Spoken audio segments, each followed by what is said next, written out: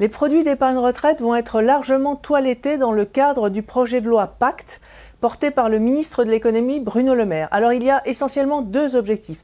Le premier, c'est d'attirer en leur sein davantage d'actions. Il faut que les Français investissent davantage en actions pour soutenir leurs entreprises dans le cadre de leurs produits d'épargne. Premier objectif. Deuxième objectif, simplifier tout le paysage de l'épargne retraite qui en France s'est construit au fil du temps par empilement qui est vraiment compliqué.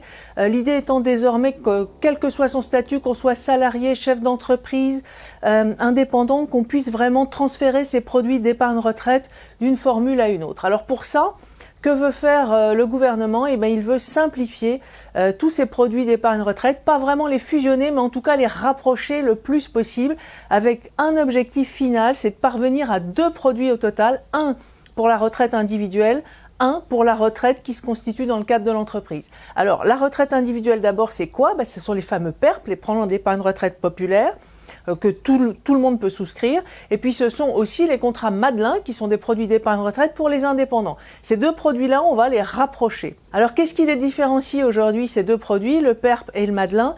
C'est surtout le mode de sortie, puisque le PERP, à la fin, on peut prendre 20% en capital et le reste sera versé en rente. Pour le Madelin, aujourd'hui, c'est l'intégralité en rente. Donc là, on va aligner, ce qui est plutôt une bonne chose. Maintenant, les principaux changements vont surtout intervenir dans le cadre de l'entreprise, l'épargne que les salariés se constituent pour leur retraite dans leurs entreprises. Alors, les produits en cause, c'est quoi? C'est d'un côté le PERCO, c'est un produit d'épargne salariale. Dans le PERCO, donc c'est un produit long d'épargne. Vous mettez votre intéressement, votre participation, des versements volontaires et des versements de l'entreprise. Et puis de l'autre côté, les régimes de retraite d'entreprise. Alors, ces deux formules-là, PERCO d'un côté et régime de retraite d'entreprise, n'ont pas grand-chose en commun. Surtout le PERCO, il a un gros avantage, c'est le seul produit d'épargne retraite qui sort en capital. À la fin, au moment où vous partez en retraite, vous pouvez prendre l'intégralité en capital, ce qui est un atout colossal.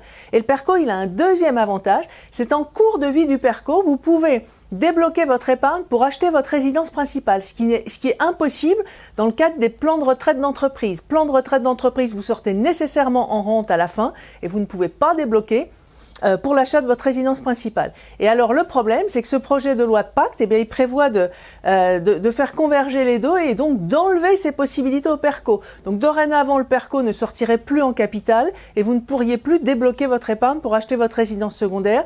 Il est prévu cependant une petite souplesse pour les deux produits, donc PERCO, plan d'épargne d'entreprise, vous pourriez néanmoins sortir à 20% en capital, le reste en rente. Alors évidemment, pas d'affolement, ça c'est un projet de loi, il va être présenté en Conseil des ministres le 15 avril et dans tous les cas, il n'y aura pas de rétroactivité. Ça veut dire que si vous avez aujourd'hui un PERCO que vous décidiez, vous aviez l'intention de retirer les sommes qui sont dessus pour acheter votre résidence principale, il n'y aura pas de souci. C'est pour les versements futurs que les nouvelles règles s'appliqueront. Toute l'épargne que vous avez aujourd'hui ne sera pas du tout impactée.